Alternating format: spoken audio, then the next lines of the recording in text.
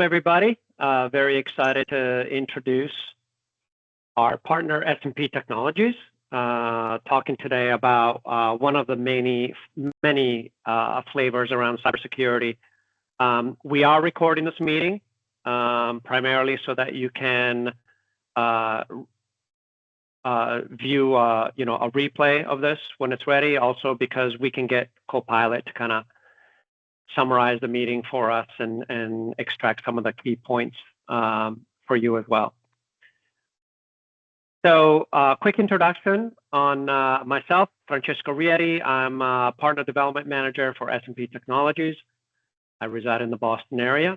I've been at Microsoft 20 years. A little bit about S&P. They have been partnering with Microsoft for many years. They have all kinds of accolades. We call them badges on the left side of this slide. It just means they met certain requirements for security, Azure, digital and app innovation, as well as data and AI. But I think what's more important, aside from those what we call partner designations, is the 13 Microsoft specialization in the center of the slide. These are very elevated scrutiny that Microsoft puts on partners in terms of quality of their deliverables, certifications around technology, and more importantly, customer satisfaction. If they meet certain requirements, they get awarded a specialization, and we have a third-party audit that audits their credentials for these specializations. And then on the right-hand side are the various services that S&P provides around cybersecurity, anything across Azure, from infrastructure to data to app development and AI, as well as CSP services. So they can actually host your entire Azure environment for you, to which they can provide managed services, support, and all of that stuff. So as we jump in and you learn more about securities solutions, know that S&P is a great ally, a great partner for you to work with, because you're probably looking at cybersecurity because you're looking to do something on Azure. Whatever that something is, you saw from the 13 advanced specializations, S&P can probably hold your hand and help you get that project started, whether it's data, AI, infrastructure, so on and so forth. It all starts with security. That's the foundation of what you're building, right? But keep in mind that whatever you are building, once you've established that security, is okay. S&P probably has very deep expertise to help you with that. So thank you for that. I will now introduce our guest speakers. So we have Margot Gutierrez from Microsoft, Solution Specialist, and then Firoz Shaikh from S&P Technologies, Practice Manager for Cybersecurity. I will let them take over now. Thank you very much for attending.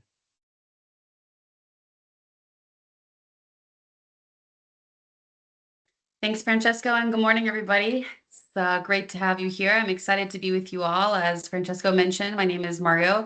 I am a security specialist from Microsoft sitting in Atlanta, Georgia, and excited to be with you all this morning. We'll be taking a little bit of time to highlight things like the Defender for Cloud portfolio, diving deeper on Defender for Servers, Defender Vulnerability Management, some customer success stories, and talk about what happens next. So thank you guys all for being here this morning. If you do have questions, we'll be monitoring both the chat window, and we're hoping to have just a few minutes at the end if you'd like to ask those questions, so feel free to do it either way.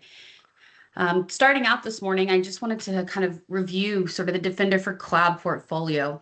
It's a cloud-native application protective platform, or CNAPP, that includes security measures and practices designed to protect cloud-based applications from various cyber threats and vulnerabilities. The Defender for Cloud portfolio includes a developmental security operations or DevSecOps solution that unifies security management at the code level across multi-cloud and multi-pipeline environments. It also includes a cloud security posture management or CSPM solution that identifies actions to prevent breaches, a cloud workload protection platform or CWPP with protection for servers, containers, storage, databases, and other workloads. We're going to dive in a bit further for Defender for Servers in the Microsoft Defender for Cloud is a protection service that reduces security risk and exposure for machines in your organization and provides recommendations to improve and remediate your security posture. It extends not only to Windows, but also Linux machines running in Azure, AWS, GCP, and even on-premises. It integrates with Microsoft Defender for Endpoint to provide EDR and other threat protection features to protect machines against real-time security threats and attacks. Defender for Servers provides centralized management and reporting, as well as agentless scanning. As we look towards things like Defender for Endpoint and Defender for Vulnerability Management, they both integrate into Defender for Cloud. This integration is what allows the Defender for Servers to use the EDR capabilities of Defender for Endpoint. It also enables vulnerability scanning, showing inventory and premium features provided by Defender Vulnerability Management. Just to go a little bit further, there are two plans for Defender for Servers, and one of the biggest additives between Plan 1 and Plan 2 is vulnerability protection that can also be extended to user endpoints through Defender Vulnerability Management. Defender Vulnerability Management delivers asset visibility, intelligent assessments, and built-in remediation tools for Windows, macOS, Linux, Android, iOS, and even network devices. Using Microsoft Threat Intelligence, breach likelihood predictions, business context, and device assessments, Defender Vulnerability Management rapidly and continuously prioritizes the biggest vulnerabilities on your most critical assets and provides security recommendations to mitigate that risk. I'm excited to be turning it over to Feroz this morning to take a little bit of a deeper dive in how this can help you improve your security footprint with Defender for Cloud. Thanks, Margot, and welcome everyone. So as Margot has mentioned, that the Defender for Servers has some really good features that we look forward to go ahead and explore today. So just to give a very high level overview, what you're looking at is the capabilities of the Defender for Servers. And when we talk about Microsoft Defender, there are a lot of questions about what are the support, what are the do's, or what are the limitations. So here we'll get started with what would the Defender would support. So just to make sure, we are going ahead and saying that like it's a multi-cloud support. So there is no restriction on where we could deploy these agents, the Defender agents. It could support not just Windows, but also Linux, and hosted at any of the cloud platforms. It can be on-prem, it can be Amazon or Google, and the native support of Microsoft itself, which is Azure. And you might ask, like, why exactly the Defender? Because there might be multiple solutions, but here, when we talk about the Defender for Servers, we are talking about the integration of the Defender for Endpoint and extending its capabilities beyond not just being the next generation antivirus or maybe the auto healing, but also talking about how vulnerability can be managed through Defender. So we will go a little deeper and understanding each and every feature that is being listed over here on how Defender can make your environment more secure and what are the different features on leveraging its best.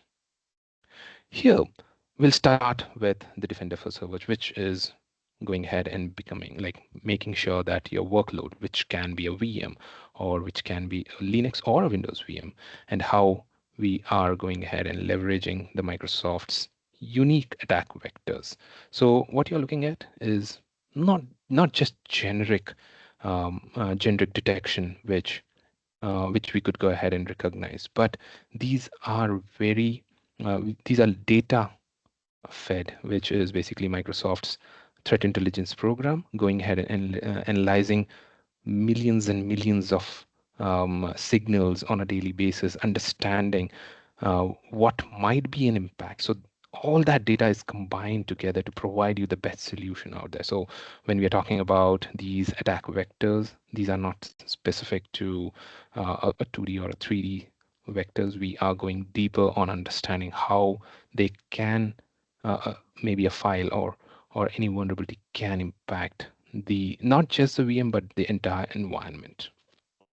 With that, we can also understand the entire attack surface. So understanding the attack surface, making sure what what we are securing it becomes important, and getting that real time understanding of these vulnerabilities or misconfigurations or missing patches. That's where the defender provides not just a proactive or a reactive approach, also making sure, recommending what's the best practice or if there are any missing. That is also included as part of it. So you're not looking at a reactive approach where there are agents sitting, alerting you for any misconfigurations, or but here we, defender for servers, are also going ahead and providing you recommendations on how to improve the environment, how to improve, or if there are any patches that are missing as such.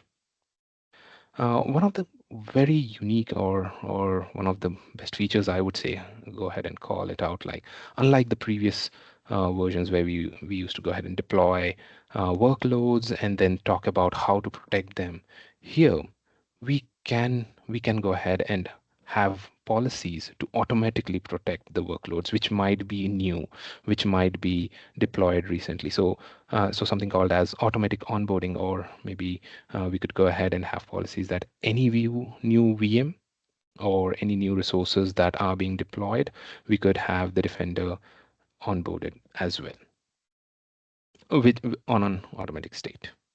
Now, there might be questions around, okay, so we are looking at the proactive monitoring or proactive recommendations. We are getting data from different vectors. We are going ahead and onboarding these VMs automatically to the Defender portal. Now, where do we go ahead and see the incidents? How can we centralize, because there might be different SIM solutions. So that's where an integration to SIM becomes really easier. All the incidents or alerts can be seamlessly integrated into Sentinel. And if there are any solutions as well, we could go ahead and further integrate into other SIM solutions as well. Now, as we understand these different features, let's get a better understanding of how the attack surface works, or how do we go ahead and understand how to reduce the entire environment attacks as well. So as we all know, to make sure that we have a good VM environment or a good posture environment, we tend to go ahead and carry out an activity of hardening these resources, where we are talking about going ahead and protecting these VMs from any anomalies, or going ahead and blocking the traffic following a zero trust that is totally accepted. So here, by default, inbuilt within the DNA of Defender for servers, hardening is part of it. So, and not just going ahead and taking an environment and hardening it with a proper plan, here with zero interruption, making sure that these threats or vulnerabilities are remediated or resolved without any disruption to the resources or the operations is important, and that's what we could go ahead and do. And proactively going ahead and customizing these policies for the need. If we are going ahead and having environments with customizations of policies based on the applications that are hosted on VMs, or based on the user activity, we could go ahead and apply them at the Defender. So not just talking about going ahead and having options to best fit in, like the policies, but we could go ahead and further drill down on how we can take actionable steps on on the policies which are not being met. So here customizing becomes easier, and simplifying or getting that visual representation on how the entire environment is, what's the entire surface where we could go ahead and protect it, and understanding the attack vectors. So all those features are definitely inbuilt, and gives us an idea on how we can understand the entire attack surface and then reduce those alerts or the impact as well. Furthermore, we could go ahead and integrate the Defender for servers within the endpoint portal as well. We would go ahead and see a lot of options on correlations, behavior analytics, going ahead and um, uh, talking about accelerating the triaging system. So when we talk about triaging, making sure that there is a less impact is important, and that's where isolation becomes important, or preventing attacks with the data. So we could go ahead and investigate the previous alerts, or maybe understand the historical data that has that how it could impact the environment, and then have a response action. So this response action is also something that can be automated, leveraging some built-in action through the playbooks, or maybe the logic apps, where we are talking about going ahead and isolating a VM, or maybe disabling a user account if there are any anomalies being found, or maybe triggering an action set. So not just going ahead and detecting or predicting, but we could go ahead and have a actionable automated action that can be predicted. Now, with all these features, there are also requests or conversations on how application control or adaptive application control can be managed. How can we go ahead and safeguard? What are those safe applications? Because obviously they might be applications which are publicly accessed, or they might be users who might be using the public access. So here, the making sure that we protect the servers with the malware or unauthorized softwares to be installed becomes important, and making sure that we have the right access or right policies to define those becomes important as well, because any any softwares or any applications hosted within the servers can get insights into the sensitive data, and that's where we want to make sure that the adaptive control is mm, is safe. Now, I guess that's here I would like to go ahead and spend some time, because that's kind of the vulnerability management. So it has become really important to take a proactive approach for vulnerability, because unlike the previous days where we would wait for the alerts or wait for the anomalies being detected, here we can take a proactive approach of how we can protect or go ahead and have an automated vulnerability scanned for the environments, for the VMs within not just Azure, as I mentioned, the Defender wherever it's deployed, and proactively providing recommendations on filling those gaps. So this is definitely backed by the Microsoft's threat intelligence program, where it prioritizes which vulnerability can impact within the environment, but it also, as with all these vectors that we discussed previously in one of the first slides, where Microsoft gets these different vectors from thousands of devices. So it provides us how the vulnerability can impact your environment, how the vulnerability can be an issue. So it provides a proactive recommendation on how to mitigate it, how to make sure that if there are any patches that needs to be worked on or that needs to be deployed, that is also a proactive approach that we could go ahead and talk about. Earlier, we used to rely on third-party solutions for vulnerability management, but with the Defender for Server vulnerability management add-on, it's not just on the device, but it's on the user itself as well. So every user can get a vulnerability management add-on, where it would not just implement or go ahead and proactively hunt for any anomalies, vulnerabilities through the best practices. It could go ahead and predict and detect it. Now we could all get the findings within the same portal, the Defender for Cloud portal, where we could go ahead and see what are the different vulnerabilities, what are the action items that we could go ahead and take for completing or maybe resolving these vulnerabilities, or how these vulnerabilities can expose or being exploited by by the outside world. So making sure that we take an actionable step, a faster and a smarter action as well. I'm sure this is one of the features that we have been knowing it since a long time, which is talking about just-in-time access, the which is one of the first or the unique features that uh, we have from the Defender, where we could go ahead and get a just-in-time access to the servers hosted in any of these Azure regions. And the adaptive network hardening, part of the Defender suite, where proactively going ahead and scanning for all these different network solutions, all these different network rules. It detects what are the open ports. It also identifies what are the necessary ports. It's not just going ahead and blindly recommending all the ports to be shut down, but understanding the importance of the port restrictions, making sure that we follow that zero trust network policies, making sure that only authorized access is provided as well.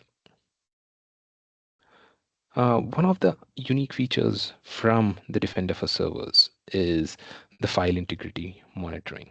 Now, why exactly this is important? Because when we talk about security, we all tend to go ahead and make sure they are protections on the network standpoint, or they might be protections from protection from the outside world, or maybe there might be an attack.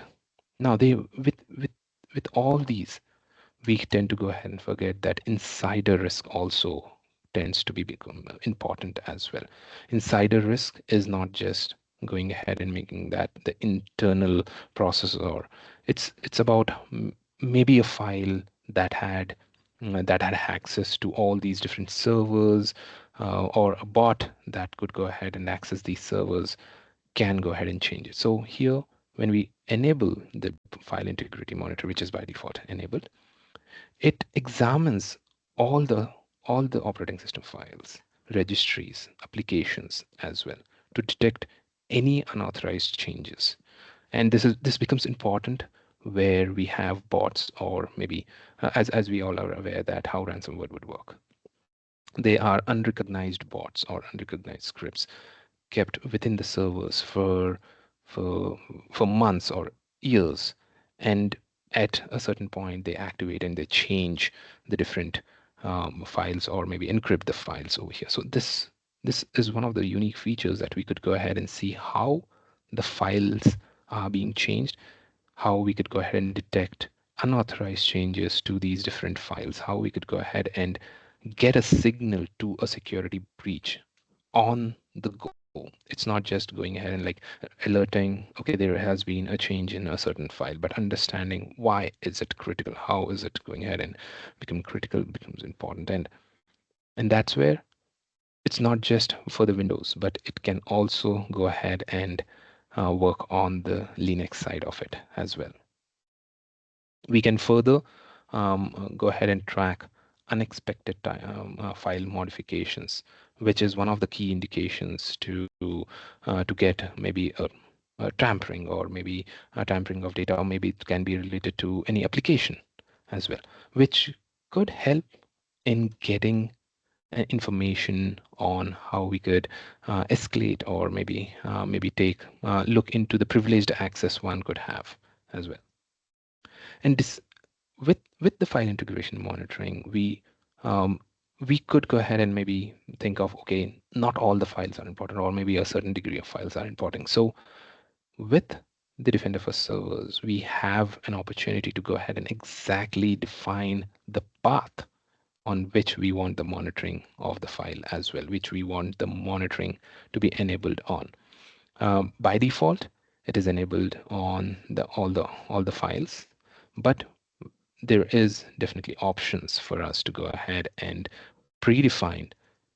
Maybe there is a certain application file, or maybe there are important files that are accessed through these applications, or we would need that specification as well. So we have that option. There is no limits to that.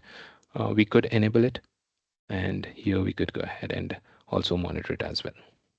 Now there might be questions on how we could go ahead and follow maybe a compliance standard. So that's where the NIST, the PCI DSS standards can automatically be applied on checking maybe the uh, record of files changes. So let's say if as part of the NIST or the PCI during the audits, they might look at how many times a file has been changed or modified, the change activity tracking.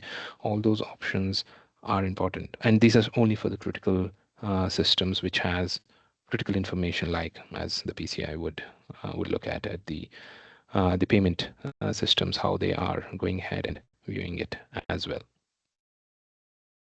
Now, as you could see, all these features, we could go ahead and review the alerts directly at the Defender for Cloud portal itself.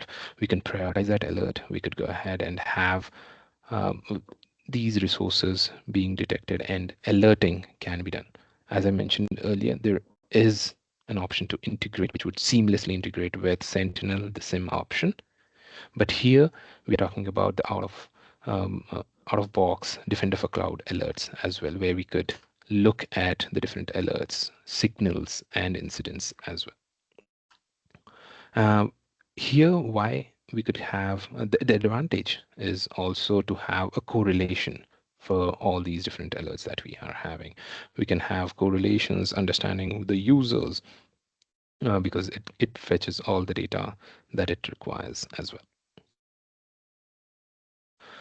So here, as we looked at all these different features, I would like to go ahead and point the advantages of the entire Defender suite. So when I talk about the entire Defender suite, there are multiple Defenders like the Defender for M365, there is Defender for Cloud apps, there is Intunes, and there are Sentinel. So how Defender for Servers can stand out is with bringing in all these different solutions as well, like having that native integration with the M365 or Sentinel, bringing in the automation that you have seen, the possibilities to go ahead and automate the actions for the alerts that we are receiving, defining a workflow, having that unified visibility with Sentinel, and the compliance readiness as well, like the NIST, the PCI, the HIPAA as well. Furthermore, there might be questions about how the pricing is. We would go through the pricing, but here, when we talk about the pricing, uh, there is no yearly commit, unlike the other solutions. Here, it's a pay-as-you-go model for based on, like, if we are talking about a endpoint, it's per user, or if there is Defender for servers, P1 or a P2 license, it is a pay-as-you-go within your Azure. The flexibility is there is no upfront cost. There are trial licenses available. So all these features that we looked at can be tried, can have a hands-on experience with within your environment with P1 or P2 licenses as well. Combining with SMP's Defender for MDR. So here, what you're looking at is, as the Defender itself is a very strong suite of features where it brings visibility, it brings security, but getting to have that proactive threat detection, prioritizing those alerts becomes important as well. And that's where SMP does provide that service of detecting the threats, making sure the threat intelligence services from the Microsofts are leveraged to the best on mapping them with the vulnerabilities, making sure that we are doing all that 24/7 monitoring. So here I wanted to go ahead and take this opportunity to make sure I put forward a use case on how we can combine all these services, that not just the Microsoft Defender for servers, but also bringing in all the other services along with the SMP's Defender for MDR to bring that holistic solution where we are talking about a secured environment with the best possible visibility to a secure state as well. There might be questions on how, and Margot did touch base about the licenses that we have, and there might be multiple questions around that. But I guess this slide gives a really good insights on how it's a very simple breakdown of the licenses. There are only two licenses available out there. There is the Defender for Server P1 and the Defender for Server P2. Yeah, there is Defender for Endpoint for servers, which is a $5, but that's equal to a Defender for Server P1 license. There is no confusion over here, I hope. It's pretty standard and straightforward, where we are talking about a Defender for Endpoint for servers. $5 one is equal to the Defender for Servers P1. Now, with Defender for Servers P1, there is one service, which is basically an agent onboarding, which I mentioned, an automatic onboarding of a VM into Defender is possible with the Defender, because the configuration of the policy where we talk about automatically adding that as part of the Defender for Servers is available as part of it. Now, all these different features, which includes the file integrity monitoring, the just-in-time access, the regulatory compliance that we spoke about, hardening the baseline, maybe also at the same time, the vulnerability management. We'll talk about the Defender for vulnerability management as well in the next slides, which is over and above the Defender for servers. But here, there is a possibility with the Defender for Server P2 to get those, to get an assessment, get a visibility into the vulnerabilities in your environment as well. So this is this talks about the Defender for vulnerability management. There is a standalone license which gives all these different options, as you had seen, from file integrity monitoring to hardware assessments to proactively taking a vulnerability assessment and tracking them through the remediation process. Because it's not just there might be other solutions which go ahead and scans the environment and provides a report, but here the Defender for vulnerability management is not just scanning but going through the entire process of how the remediation can be provided as part of the recommendations, continuously monitoring it as it proactively monitors the environment and tracking it to a complete remediation as well. There are a couple of features as part of the vulnerability management, which talks about file integrity monitors, baseline services, but they are over and above add-on license of vulnerability management, where we could go ahead and have further network share analysis, or maybe a browser extension assessment or digital certificate assessments as well, which becomes really important as well for the environments. So here today we will discuss about a use case on how they were different solutions for an organization where they had challenges that come across on implementing multiple vendor solutions, and how SMP had went ahead and resolved it with bringing in the Defender for servers. They were a Microsoft shop, but they relied on another vendor for the EDRs, and with 300 different endpoints, there was a challenge on bringing in the transparency where they could go ahead and manage all the endpoints, bring in visibility from the identity aspects, and how they can have a SIM solution, which could bring in the alerts or remediations as well. The challenges were integration. There were possibilities of integration, but they were slow, and they had challenges on bringing in the real-time remediation experience as well. There was operational silos where they had two different portals we could go ahead and call, like the Defender, or the VMs were on the Azure.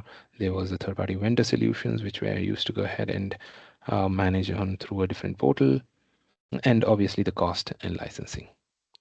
So what we did in this scenario is we combined all these different solutions that you have seen ahead, where one of the most important was to replace or go ahead and upgrade their server infrastructure to a Defender for Server P2. And why exactly P2 is because it could bring in that advanced threat detection to behavior analysis to attack surface reduction and threat intelligence as well, because they wanted a vulnerability management including to this Defender for servers. We further went ahead and integrated the Defender for servers to the Sentinel. And there is definitely an advantage to it because it could bring in a lot of data saving option as part of the Sentinel pricing as well. Combining it with the SMP's MDR services. So here we went ahead and not just integrated all these different Defender Sentinel solutions, but also got started with enabling the 24/7 monitoring by our experts.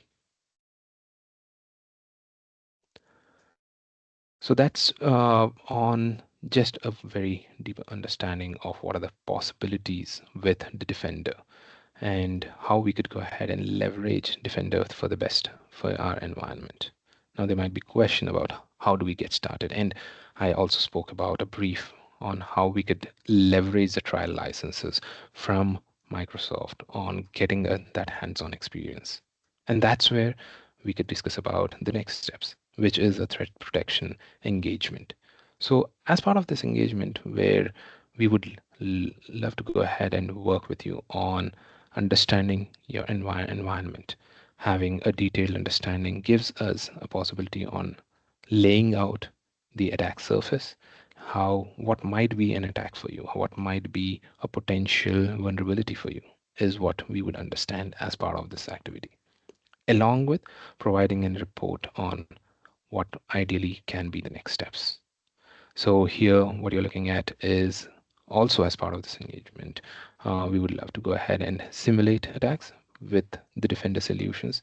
We would get to go ahead and enable the trial licenses in your environment to have or emulate a realistic scenario for your environment. So deliverables would include a detailed assessment report and a possibility to improve your secure state, and also understanding the attack surface from your end as well. So it's kind of where you could go ahead and see the features that I have spoken about in the previous slides in a real time in your environment, and also getting to understand the improvement areas or the remediation that we could go ahead and work on.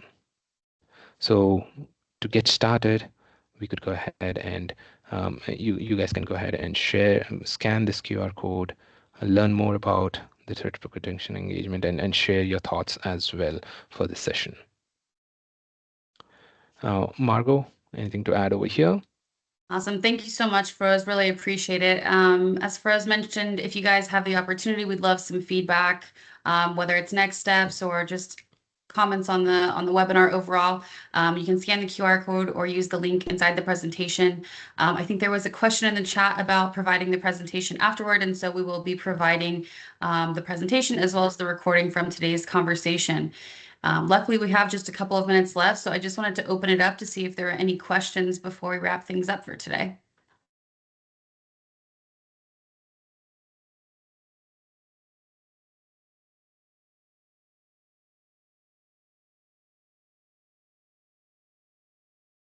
Okay.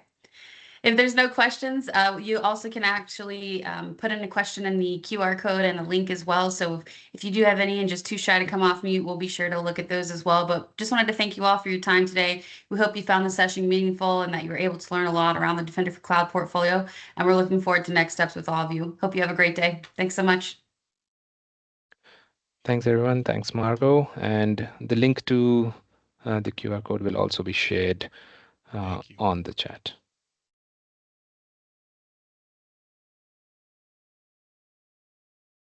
Thank you, folks.